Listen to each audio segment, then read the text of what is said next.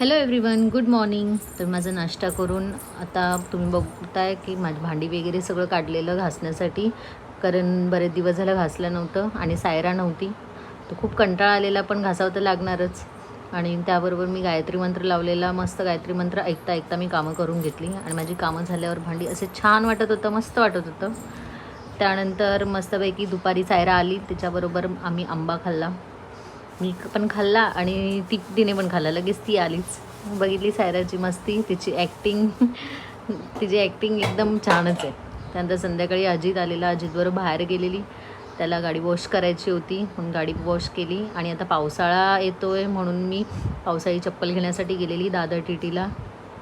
खूप व्हरायटी होत्या आणि मला खूप आवडल्या. तर दादर टीटीला खूप व्हरायटी पण भेटतात. तर असा आमचा छान दिवस गेला. तर भेटू पुढच्या ब्लॉगमध्ये. Bye bye.